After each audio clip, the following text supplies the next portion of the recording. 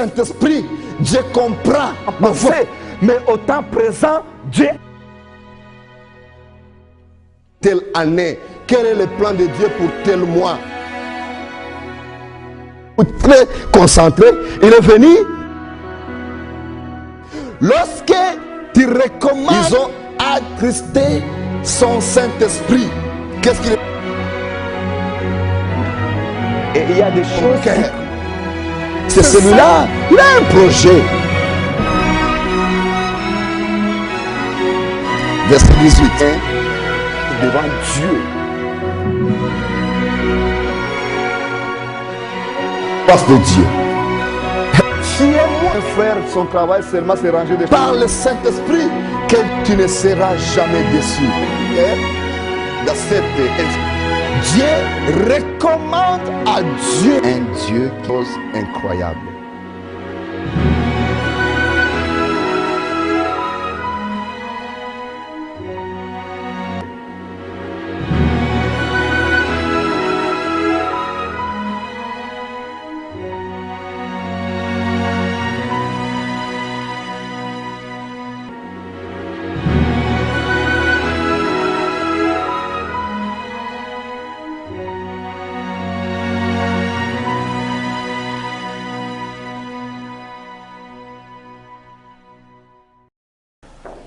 Père Céleste, je te bénis parce que tu es Dieu. J'abandonne ces moments entre ta grande main, ta main puissante. J'abandonne toutes les personnes enseliées entre tes mains. Que ta grâce soit avec moi. Merci, cher Saint-Esprit, parce que tu vas parler ce matin. À travers ma bouche, ton nom sera élevé. Je me tiens contre tous les plans négatifs, tous les plans du ténèbre qui ne glorifient pas ton nom enselié. Je les néantis au nom puissant de Jésus. Seigneur, je paralyse toute œuvre qui ne vient pas de toi enseliée au nom puissant de Jésus. Merci, cher Saint-Esprit. À toi soit la gloire. Au nom de Jésus. Amen. Je vais parler sur les principautés. Amen. Amen. Je vais parler sur les principautés. Je vais parler sur un pouvoir diabolique qui règne sur l'humanité. Les principautés, ils ont leur calendrier, ils ont leur projet, ils ont leur programme contre la vie de ceux qui connaissent Dieu, contre la vie de ceux qui invoquent Dieu, contre la vie de ceux qui prient. Les principautés, ils ont leur calendrier. Mais Dieu veut te dire comment nous allons faire échouer. Amen. Et si on n'arrive pas à faire échouer leur projet, leur calendrier aura un impact sur nous. Et leur impact, c'est notre malheur. Leur impact, c'est notre confusion. Mais à Dieu soit la gloire. L'Éternel nous révélera toujours des choses mystères que l'œil ne voit pas. Amen. À Dieu soit la gloire. Nous allons parler des principautés pendant des semaines et des semaines. Nous devons d'abord savoir que les principautés existent. Il faut être conscient de leur existence. Parce que les gens ne sont pas conscients de l'existence des activités spirituelles. C'est pour cela que nous sommes malheureux. La Bible nous dit, mon peuple périsse par manque de connaissances. Il faut être conscient que Dieu est avec nous. Des fois, les chrétiens ne sont pas conscients que Dieu est avec eux. Bien-aimés, la conscience de la présence de Dieu, c'est votre force. La conscience de la présence de Dieu, c'est notre force. Il est important de le savoir. Il est important d'être conscient que Dieu est avec toi. Amen. Hein? Amen. Partout où tu es, tout ce que tu fais, il faut être conscient que Dieu créateur du ciel et de la terre, le maître de toute vie, celui qui dit aimons et la chose s'accomplisse, est avec moi. Amen. Amen. Lorsque tu es conscient de sa présence, tu vas marcher en sachant que tout ce que tu fais, tes actes, tes paroles sont enregistrés. Tu vas discerner ce qui est bon pour lui, ce qui n'est pas bon, ce que lui veut et ce qu'il ne veut pas. Parce que tu es conscient. Je vois les gens dans la maison de Dieu, dans l'église, mais ils ne sont pas conscients que Dieu est là. C'est très dangereux. Tu es dans la maison de Dieu, tu es en l'église, tu as quitté ta maison, tu as parcouru des kilomètres pour venir dans la maison de Dieu, tu es dans la maison de Dieu, mais tu n'es pas conscient que Dieu est là. Et pourquoi? Pourquoi tu es venu? Pourquoi tu es venu? Si tu n'es pas conscient que Dieu est là, et pourquoi tu es venu? Il y a beaucoup de gens qui sont dans les églises, mais ne sont pas conscients que ici où je suis, le Créateur est présent. Bien-aimés, ce matin, j'aimerais que vous soyez conscients de la présence de Dieu dans votre vie et que vous soyez conscients de l'existence des activités négatives. Amen. Hein? Parce qu'on ne peut pas guérir une maladie à qui on n'est pas conscient. Même si les docteurs sont qualifiés, ils ne peuvent guérir une maladie si d'abord le patient n'est pas conscient qu'il est malade. Si tu n'es pas conscient que tu es malade, il faut être conscient de ta réalité. Il faut être conscient que le ténèbre ne se reposera jamais pendant que toi tu confesses le nom de Jésus. Amen. Amen. Nous allons parler de principauté. Qu'est-ce que ça veut dire, les principautés? Les principautés, par définition, c'est un État gouverné par un prince. Un État gouverné par un prince. Mais pourquoi je peux parler de la principauté à nous les chrétiens? Je vais parler de la principauté parce que il y a des principautés dans le monde céleste à qui nous luttons contre. Satan ne lutte pas contre Dieu. Satan lutte contre l'homme. Parce qu'il sait, en détruisant l'homme, Dieu ne sera pas fier de l'homme. Alléluia. D'où les principautés qui existent dans le monde céleste, ils sont contre nous. Nous luttons contre eux. Il est important que nous voyons ce que la Bible nous dit.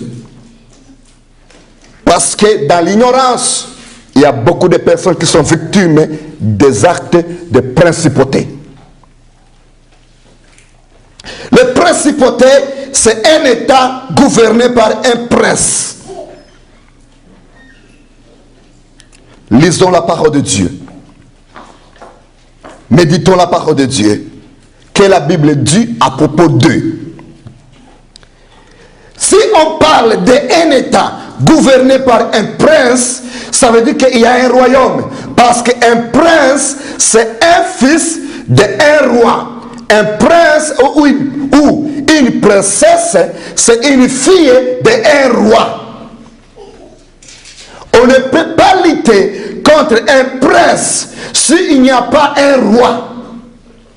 D'où notre combat est très dangereux. Parce que nous luttons contre un royaume qui a des princes et des princesses qui règnent dans le monde céleste. Et nous luttons contre eux. Si on parle d'un roi ou un royaume, on parle d'un empire. Un empire qui est un empire céleste. On parle d'une souveraineté. Il y a un souverain céleste. Un autre souverain, pas seulement Dieu. Mais Dieu, lui, il est le souverain des souverains. Mais il y a d'autres souverains qui ne sont pas fiers lorsque les hommes adorent le Créateur. C'est ce souverain-là que nous allons parler. Et nous allons voir leur opération. Si on parle d'un prince, on parle de celui qui possède une souveraineté. Une souveraineté. Ou bien une personne qui appartient à une famille souveraine. Celui qui est un prince. Lisons maintenant la parole de Dieu. Ephésiens chapitre 3. Ephésiens chapitre 3.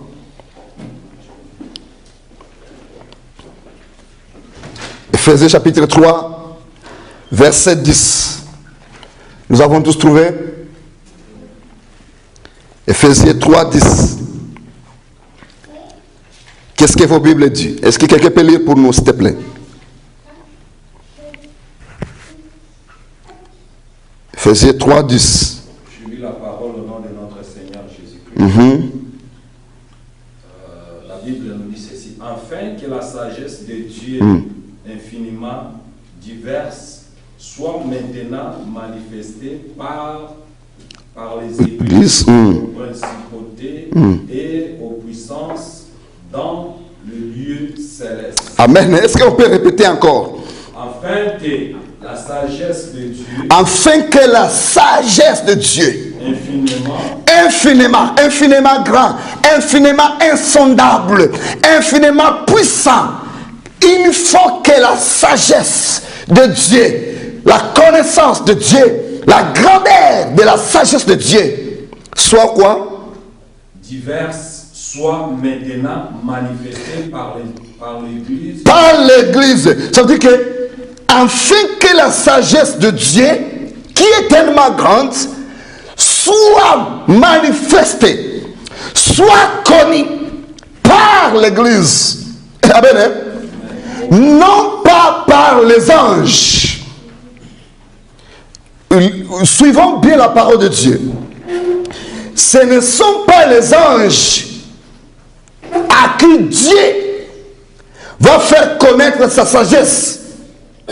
C'est par l'Église. Et si on parle de l'Église, on parle d'abord d'un individu.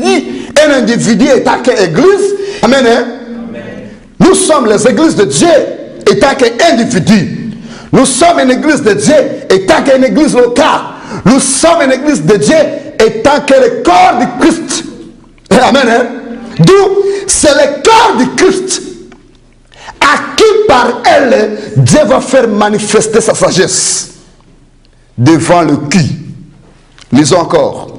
Aux principautés et aux puissances dans les lieux célestes.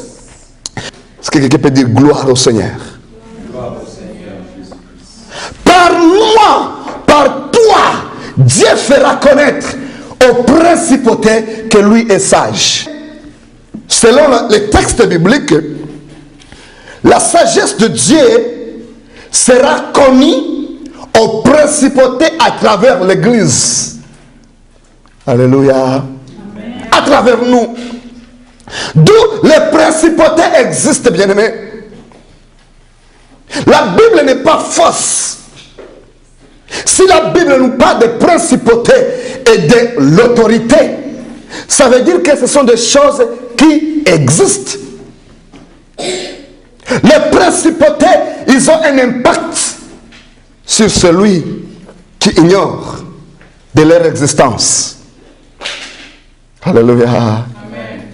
Mais Dieu dans sa grandeur, Dieu dans sa grandeur infinie, il fera savoir aux principautés à travers qui? Qu'est-ce que la Bible nous dit? À travers qui? À travers l'Église. Dieu va faire savoir aux principautés à travers l'Église sa sagesse. D'où moi et toi, nous serons un canal par qui Dieu fera savoir à Satan qu'il lui reste Dieu. Amen. Amen. Bien aimé, il est important d'être disponible pour que Dieu fasse savoir au monde à travers nous que lui reste Dieu. Ce n'est pas par les anges que la Bible nous parle ce matin que les principautés sauront que Dieu est puissant. Ce n'est pas par les anges.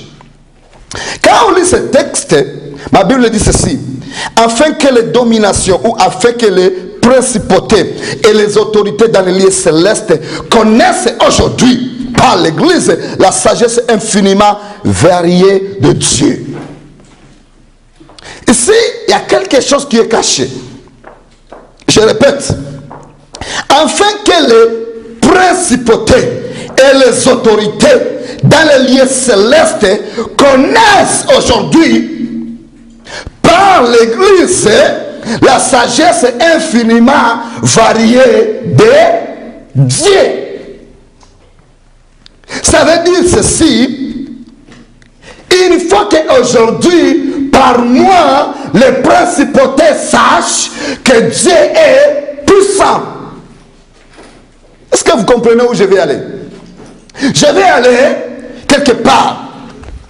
Par toi, bien-aimé, par ta famille, par cette église, les ténèbres vont nous combattre. En nous combattant, Dieu va nous délivrer. Et en nous délivrant, le monde des ténèbres saura que notre Dieu est vivant. Est-ce qu'on peut acclamer pour le roi des rois? Oh, alléluia. Je répète, par nous, par moi, les sorciers, ils vont me combattre. En me combattant, Dieu va me délivrer. En me délivrant, ils vont savoir que mon Dieu n'est pas mort. Amen. Alléluia. Amen. C'est pas l'Église que les autorités du ténèbre sauront que Dieu est puissant. Alléluia. Amen. Bien aimé, il faut, je répète encore, afin que les principautés et les autorités dans les lieux célestes connaissent aujourd'hui. Ce n'est pas des choses qui viendront. Est-ce que quelqu'un a une autre Bible ici? Qu'est-ce qu'elle dit dans notre Bible? C'est Racina. Afin que les dominations et les autorités dans les lieux célestes connaissent aujourd'hui. Ce n'est pas des choses de passé, ce n'est pas des choses d'avenir. Aujourd'hui, est-ce que tu peux dire aujourd'hui? Dites-le fort. Aujourd'hui. Il faut que Bandoki Bayeba. Amen. Aujourd'hui, il faut qu'il sache par moi que je suis intouchable. Amen. Alléluia. Amen. Aujourd'hui, il faut qu'il sache par moi que Dieu n'a point changé. Parce que la Bible est claire. Afin que les dominations ou afin que les principautés et les autorités dans les lieux célestes connaissent aujourd'hui par l'Église. Par l'Église. Nous sommes l'Église. Quand la Bible nous parle de l'Église, il parle d'un individu, il parle d'un groupe, il parle de l'univers. À tous ceux qui ont accepté Jésus, tu es une Église. Tu es un temple du Saint-Esprit. Amen. Amen. Je te permettrai ce matin de dire, au lieu de dire par Église, tu vas dire par moi. Afin que Les dominations et les autorités dans les lieux célestes connaissent aujourd'hui par moi la sagesse infiniment variée de Dieu. D'où ces gens-là connaîtront la sagesse infiniment variée de Dieu par nous. Alors lorsque nous sommes exposés aux épreuves, ne tremblez plus. Amen. Cessons de trembler. Parce que c'est à travers ces épreuves qu'ils vont savoir que Oyabiso a kotaka conjeté. Amen. Amen. C'est à travers ces épreuves que le monde ténèbres va savoir que Dieu est vivant. Et c'est par nous, par moi. C'est par moi, c'est par cette église que les principautés de la ville de Québec sauront qu'il y a un Dieu au ciel. C'est par cette église que tous les magiciens de la province de Québec sauront qu'il y a un Dieu au ciel. C'est par cette église, c'est par toi, c'est par moi. Amen. C'est pour cela, il faut être conscient que Dieu est avec toi. Parce que si tu n'es pas conscient que Dieu est avec nous, ce message n'est pas à toi. La Bible est claire. Par l'Église, ils sauront la sagesse infiniment variée de Dieu. La sagesse infiniment variée de Dieu. Il y a une variation de la présentation de la sagesse de Dieu par l'Église, par son peuple, par nous. Alléluia. Aujourd'hui, nous combattons à gauche, demain change. Dieu change le chemin. Ils veulent qu'on soit chuté demain. Le lendemain, ils trouvent ailleurs. Pourquoi? Parce que par nous, ils sauront la sagesse infiniment variée de notre Dieu. Est-ce qu'on peut acclamer pour les rois des rois? Merci beaucoup, Seigneur. À toi, ça la gloire. Tu es Dieu. Bien aimé, envoyez seulement les textes. On comprend que les principautés qui ne dorment pas ni jour ni nuit pour nuire ta vie, ils seront dans la confusion grâce à toi. C'est tellement compliqué.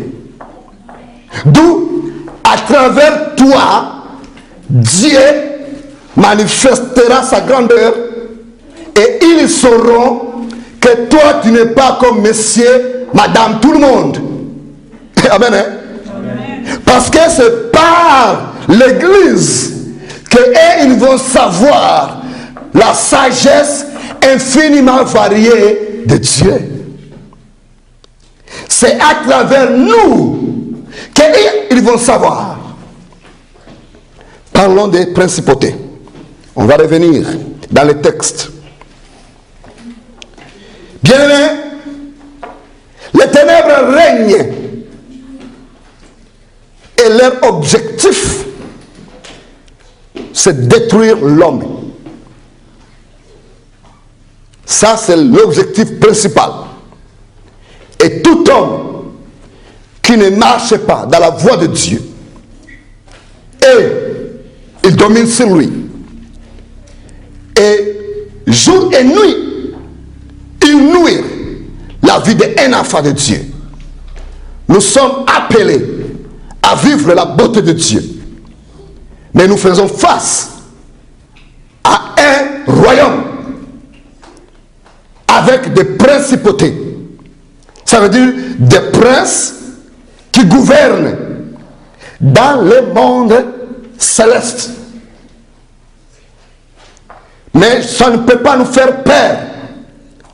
Parce que Dieu, à travers nous, il va envoyer un message aux principautés que lui reste Dieu à travers nous. Bien aimé, les principautés Ils sont les principaux ennemis de l'homme. Lisons Éphésiens, chapitre 6, verset 12. Éphésiens, ici la Bible dit ceci: car nous n'avons pas à lutter contre quoi? La chair et le sang. Nous n'avons pas à lutter contre l'homme. D'où il y a les gens qui font la guerre, qui sont dans le combat, mais ils font les mauvais combats. Tu es dans le combat, mais tu fais un mauvais combat. Pourquoi? Parce que tu combats la mauvaise personne. Il y a les gens qui combattent les exécutants au lieu de combattre les commanditaires. L'exécutant, il est manipulé d'exécuter un plan. Lui, il fait partie des ennemis. Mais ennemi le plus dangereux, ce n'est pas l'exécutant, c'est le commanditaire. Est-ce que vous comprenez un peu? Parce que le commanditaire, il peut changer un exécutant quand il veut. Il reste le commanditaire.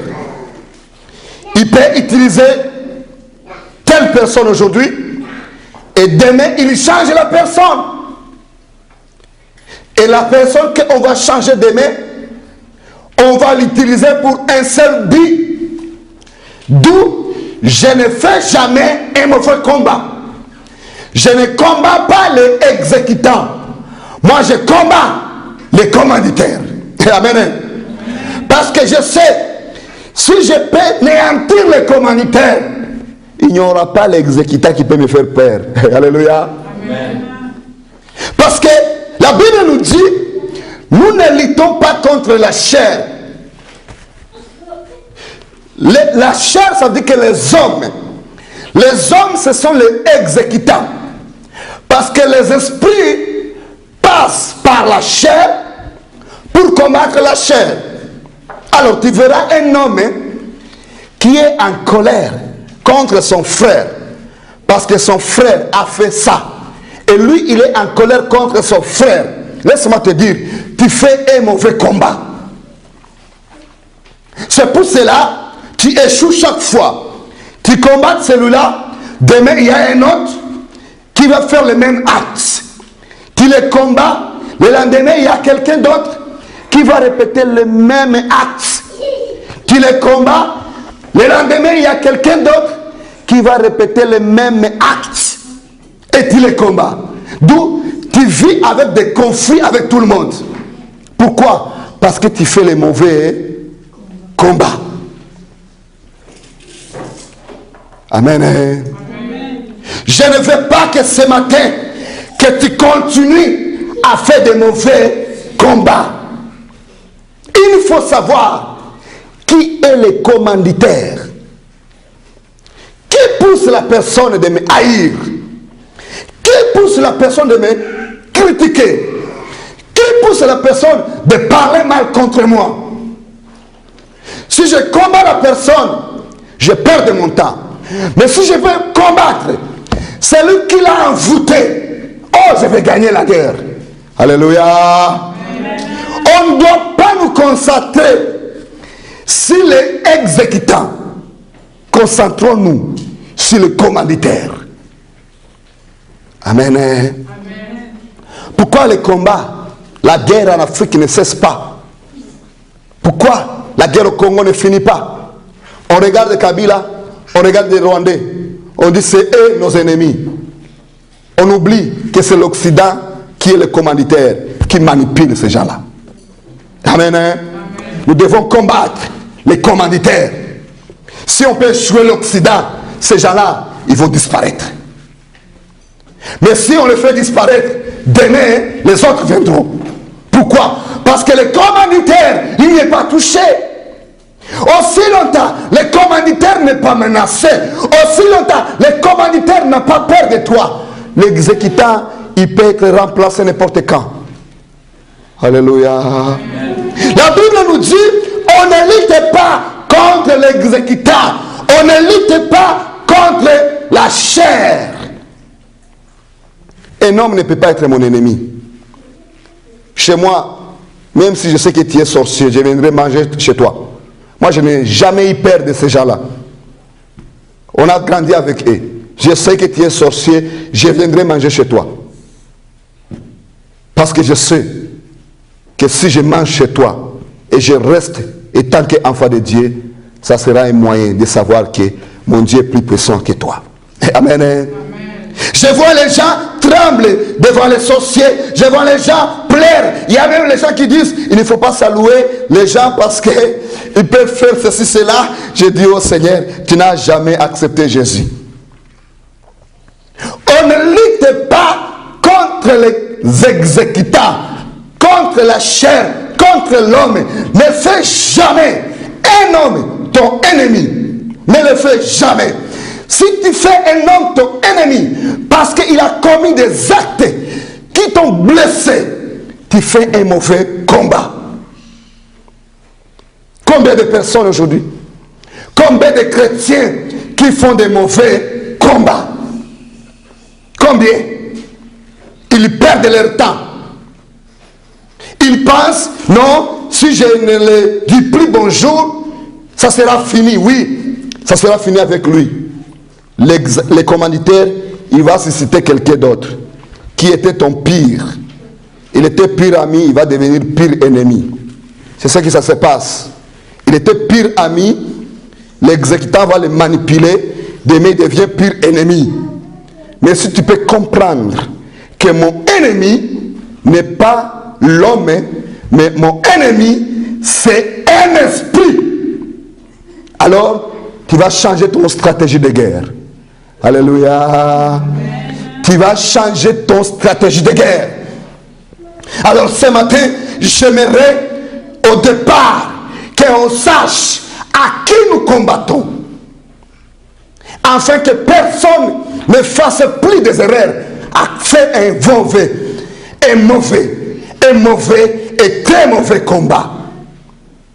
Depuis longtemps, tu fais un mauvais combat. Tu te fatigues pour rien.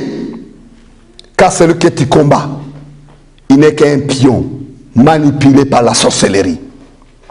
Car celui que tu combats, il n'est qu'un pion envoûté par l'esprit négatif. Change ton stratégie de guerre.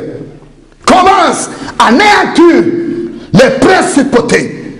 Car la Bible nous dit, c'est par l'Église que les principautés sauront la sagesse de Dieu. Alléluia. Amen. Est-ce qu'on peut acclamer pour les rois des rois? Merci Seigneur. La Bible nous dit, c'est par l'Église que les principautés sauront que Dieu est sage. Nous ne luttons pas contre les hommes. Arrêtons, reculons sur les combats, parce que nous faisons un nouveau combat.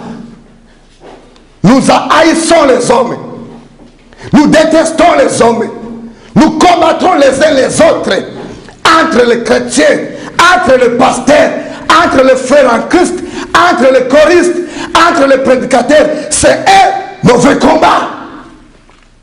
Combattons les esprits, car c'est eux qui sont les commanditaires. Amen. Amen. Levez-nous, on va prier. Nous allons nous lever. On va prier.